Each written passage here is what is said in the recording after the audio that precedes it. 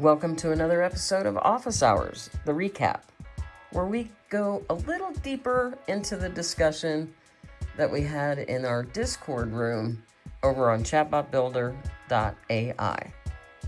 Let's get started. Today we're plunging into a really interesting mix of topics, all sparked by, well, a fascinating real-world scenario. Our friend Denise has this golden opportunity to pitch a chatbot demo to a city that, could definitely use some digital streamlining. Exactly. So in our stack of sources, we've got meaty notes just buzzing with chatbot strategy, discussions on how to make those web chat interfaces, just right. Plus some cool ideas around personal productivity systems and even venture into the philosophical side of AI. It's a packed agenda. And it all kicks off with Denise's practical challenge. This isn't just theory. She's building a live web chat demo. She's wrestling with some fundamental questions that really anyone diving into chatbots would face.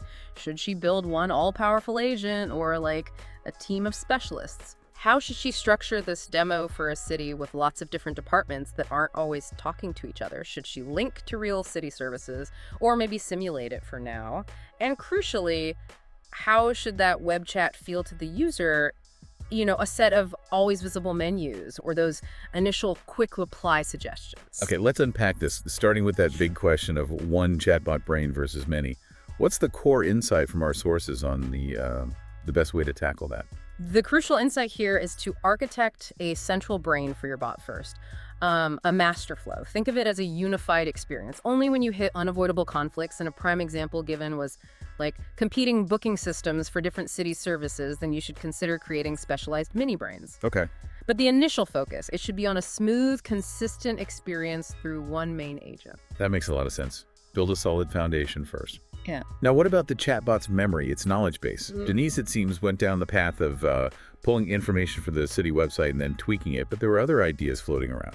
There were indeed. Kim and Diana in particular, they really championed the idea of a more curated approach, manually building the knowledge base. They prefer a structured system, like Kim's 5 pillars framework, to ensure tight control over the accuracy and organization of the information. Right, control. So Denise's scrape and adapt approach offers speed, sure, but the core insight from Kim and Diana is the value of intentional curation.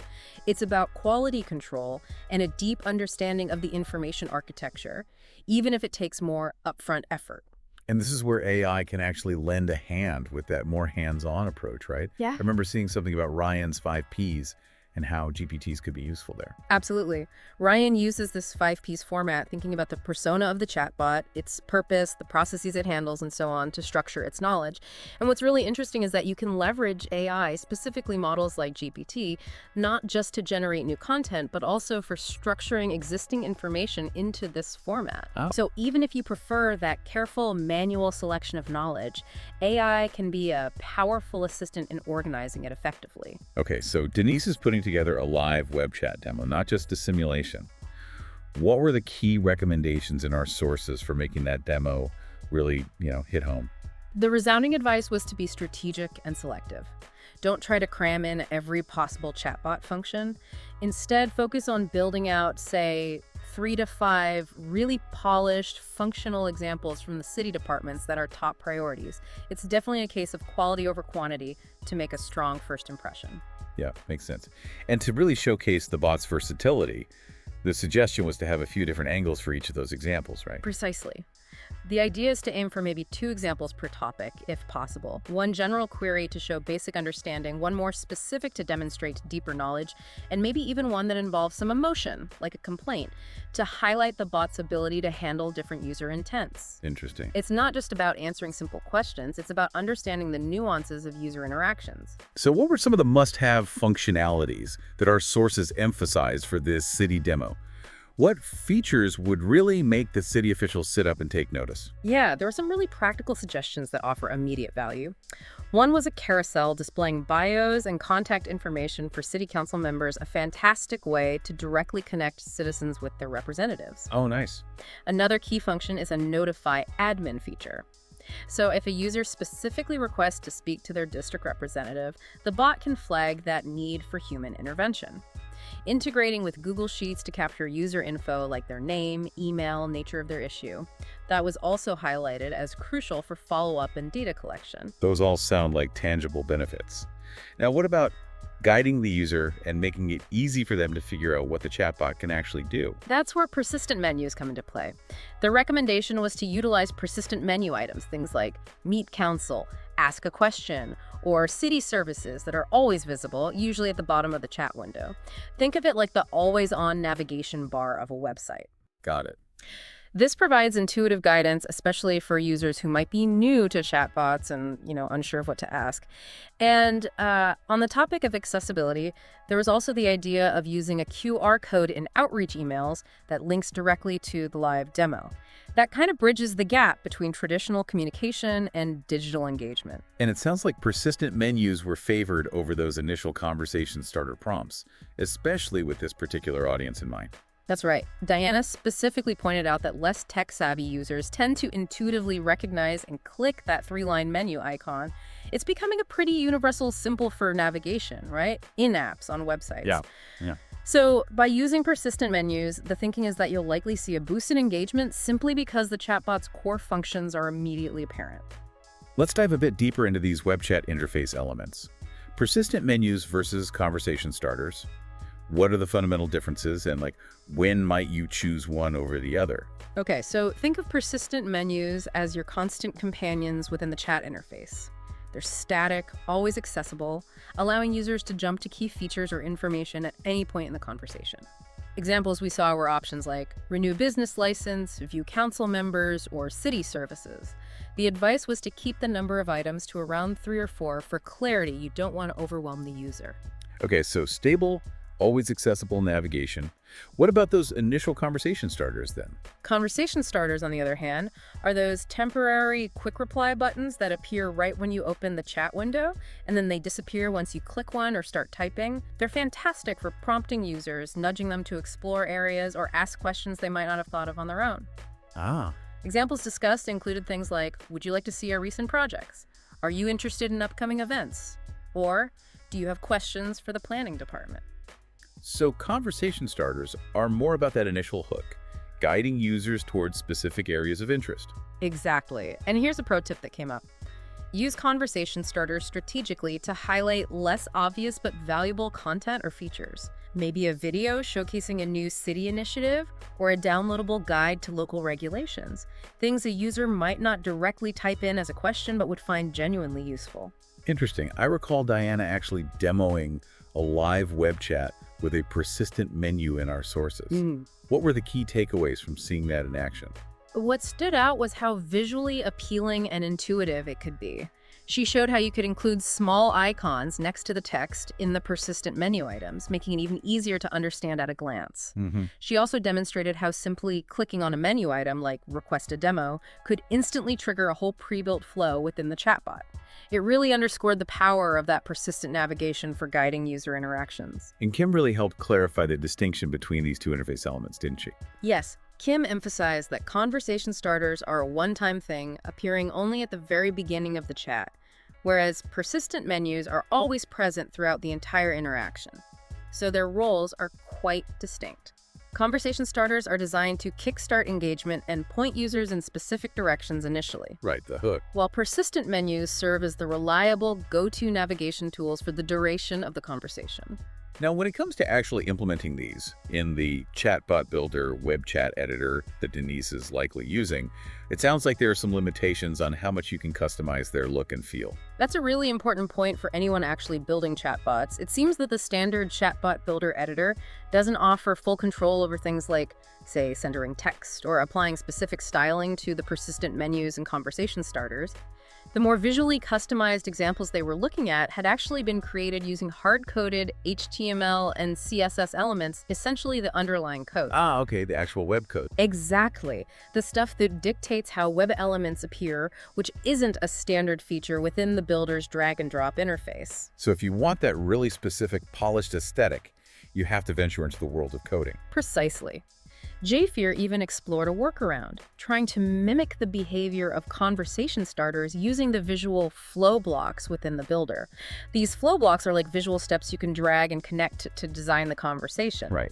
However, the discussion clarified that these button-like elements created with flow blocks aren't the same as the built-in conversation starter feature, which has those inherent formatting limitations.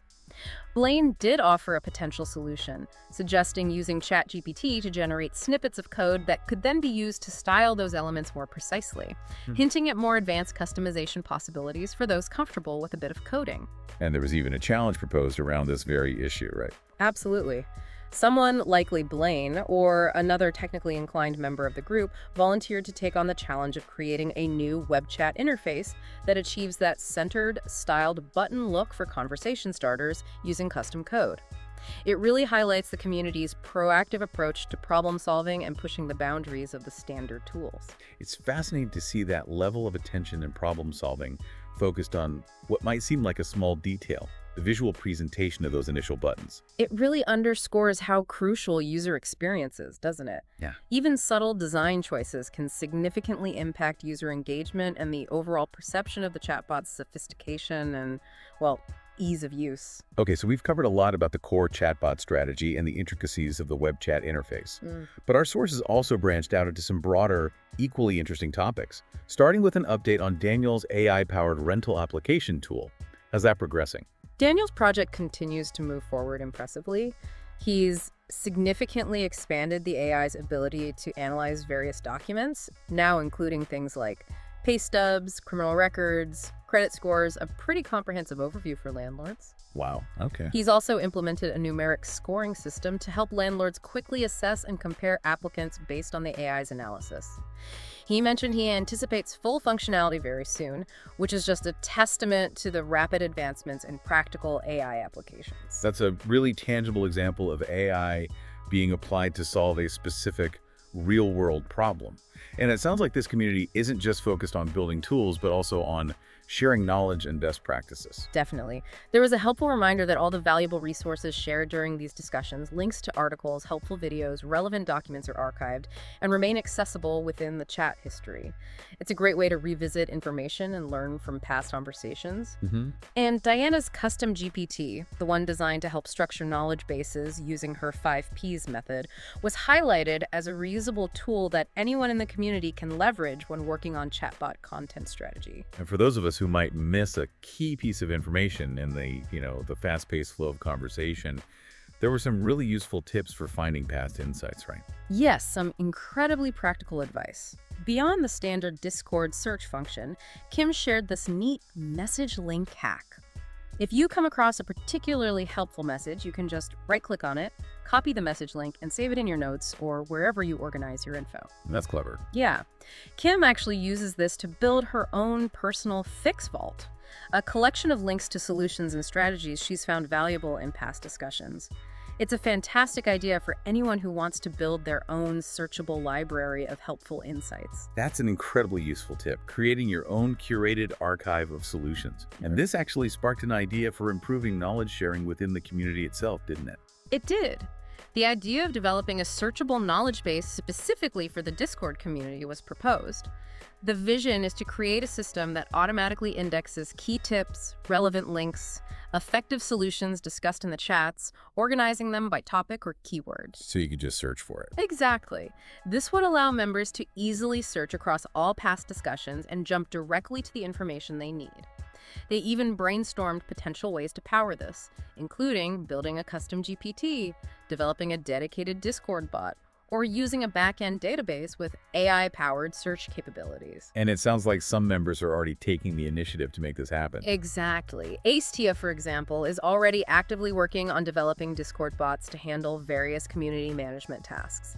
There's a real possibility that these bots could be expanded to also help with tagging key conversations and automatically sharing relevant resource links, demonstrating a strong community-driven approach to tackling the challenges of information overload. It's becoming clear that as any community or team grows, the ability to effectively organize and access shared knowledge becomes absolutely vital. Precisely. Relying solely on basic chat search functions or, manually scrolling back through endless threads can become incredibly time-consuming and inefficient. The suggested solutions like building an internal resource indexing bot, curating a well-organized collection of links in a shared Notion or Google Doc, and leveraging AI tools like GPT to help with automatically tagging and summarizing discussions all point towards a more streamlined and productive future for knowledge sharing within the group. Now, shifting gears quite a bit, the conversation took a fascinating turn towards some really big picture questions, didn't it? A philosophical and practical discussion about the profound impact of artificial intelligence. Yes, this was a truly thought-provoking part of the discussion, where the group delved into the future of creativity, the complexities of copyright in the digital age, and the ever-increasing challenges of content authenticity in a world increasingly populated by AI-generated material. Some pretty significant concerns were raised about these fundamental shifts. Let's start with the copyright and intellectual property aspects. It sounds like there's a real sense of uncertainty and potential disruption in that area. Absolutely. The unprecedented ease with which AI can now learn and mimic existing creative styles, think of generating images in the distinct style of Pixar or the unique aesthetic of Studio Ghibli, is leading to a growing concern that our traditional understanding and legal frameworks surrounding intellectual property, well, they may become increasingly difficult to enforce. The start quote, "There's not going to be any intellectual property anymore. It's just too easy to take other people's stuff," really captures the essence of that concern. This is further complicated by the fact that current AI filters, designed to prevent copyright infringement, are often ineffective and can sometimes even block legitimate original creations. So if it becomes this easy to replicate and remix creative work, what does that mean for the value and incentive for original creation? That's the fundamental question at the heart of this discussion. Will creators still be motivated to pour their time and energy into creating original works if those creations can be so easily copied and repurposed without consequence? Or will the primary value shift to simply being the first to create something, with the understanding that imitation will inevitably follow? Right, like being the trendsetter. Exactly. The probing question, what sets anyone apart if we're all at the same knowledge level, is particularly relevant here. But then there's also the counter-argument. If you're the first creator, maybe that's the new value being imitated. It signals a potentially seismic shift in how we perceive and value creative work. And the discussion extended beyond just creative content to the very serious issue of trust and the rise of sophisticated misinformation, particularly with the emergence of increasingly realistic deepfakes. This was a major point of concern. The erosion of trust in the authenticity of what we see and hear online is a very real and growing danger in an age where AI can generate incredibly convincing fake videos and audio. The example cited of the surprisingly realistic fake alien invasion broadcast that even fooled someone's mother. Well, it really underscores the potential for significant mental and emotional impact, not to mention the broader societal implications. Yeah, that's scary. And the chilling quote, "The people best at making fakes will have the most power. That's terrifying," truly highlights the potential for misuse and the serious societal consequences we might face. It paints a rather unsettling picture. Was there any sense of optimism or hope amidst these concerns? There were definitely contrasting perspectives shared within the discussion. Some members expressed a cautious optimism, hoping that the beneficial applications of AI will ultimately outweigh the potential for harm and misuse. Others voiced deeper concerns about potentially entering a limitless society where accountability and the concept of truth itself become increasingly fluid and difficult to define. A limitless society. Yeah, there was even some speculation about whether these profound shifts might eventually lead to some form of societal reset. The contrasting quotes, "This may be one of the biggest challenges of our generation, managing a limitless society," and "But that can't stop us from making good things. The positive side will win," really capture that ongoing tension between fear and hope as we navigate this rapidly evolving landscape. It's certainly a lot to process. And then bringing it back to more immediate and practical applications, the conversation transitioned to the topic of Facebook automations. Yes, after that deep dive into the more philosophical implications of AI, the group shifted back to the practicalities of using these technologies in everyday workflows. Charles had a specific question and needed a walkthrough on setting up Facebook automations. And Diana shared her experience, confirming that she already had several automations running to handle both public responses and private messages on her Facebook posts. Okay. It's a clear example of how these broader AI capabilities are already being integrated into practical tools for tasks like social media management and customer engagement. Finally, our sources included a really comprehensive look at personal productivity and data organization using Notion, specifically a detailed walkthrough of Diana's personal system. It sounds like that was a deep dive in itself. It was incredibly thorough. Diana essentially gave everyone a behind-the-scenes tour of her entire system for managing a wide range of information, including clients, projects, proposals, contacts, CRM tasks, practically everything, all within the Notion platform. A key aspect of her system is the strategic use of full-page databases as the central repository for core information like clients, contacts, and projects. And she really emphasized the importance of separating the raw data from how you visualize it, right? Exactly. She clearly explained the principle of separating the underlying databases, where the actual data is stored, from the various table views, calendar views, or other ways you choose to display that same data. This separation makes it much more flexible and easier to edit, filter, and present the information in different formats without altering the original data source. That makes sense. She also makes extensive use of visual cues like color-coded tags and relevant icons to keep everything organized and easily scannable at a glance. And she seamlessly incorporates links to external resources like videos, tutorials, and other relevant files directly within her Notion pages. It sounds like she's really leveraging Notion's relational database capabilities to their full potential. Absolutely. She clearly demonstrated how she utilizes relationship columns to create connections between different databases, for example, linking specific contacts to the various projects they are involved in. This relational approach avoids the need to repeatedly enter the same information in multiple places, ensuring data consistency and simplifying overall management. She's essentially built a comprehensive personal knowledge management system within Notion, storing everything from detailed client profiles to innovative software ideas and training resources. And she took the time to clarify the distinction between those table views and the underlying full-page databases. Yes, she made a clear distinction, emphasizing that the full-page databases are the stable, foundational elements of her system, the core buckets of information that remain constant. In contrast, table views and other display formats are highly customizable and can be modified or even deleted without affecting the integrity of the underlying data.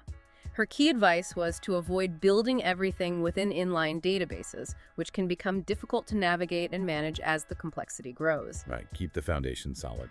And what about the potential for automating some of these workflows within Notion? She did touch upon the built-in automation features that Notion offers, noting that some of the more advanced automation capabilities are part of their paid subscription plans. She also briefly discussed the possibility of integrating Notion with external automation platforms like Make, used to be Integromat, to further streamline repetitive tasks and create more complex automated workflows between different apps and services. Beyond her specific setup, what were some of the more general takeaways from the discussion about using Notion for personal productivity? Well, there was a broader conversation comparing Notion to other popular productivity tools like Trello, OneNote, Google Sheets.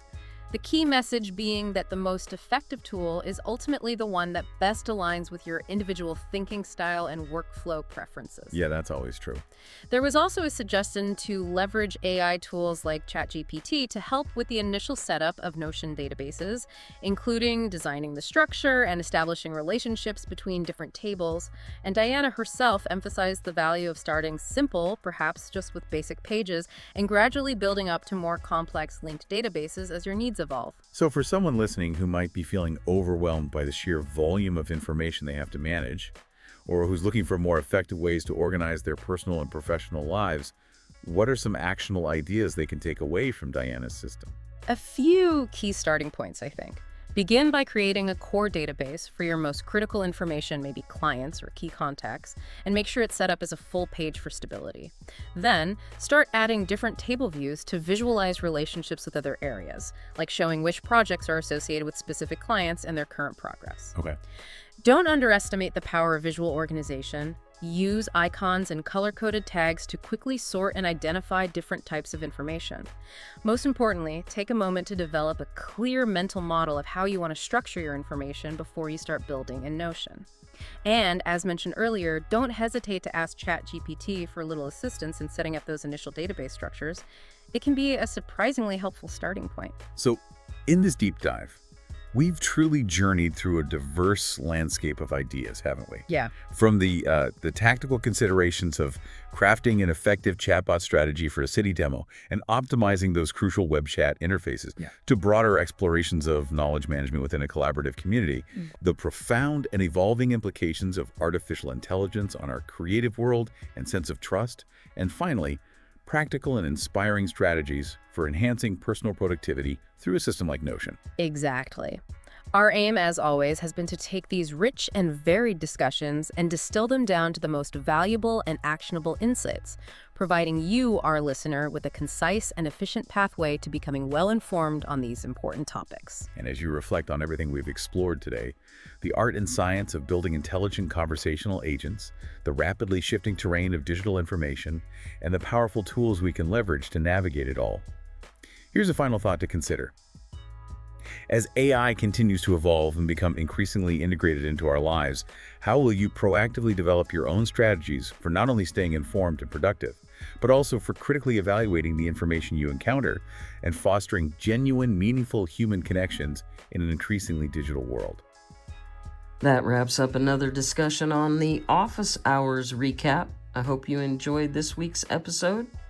And as always, come on over and join us in the Discord room every week live at 10:30 a.m. Eastern.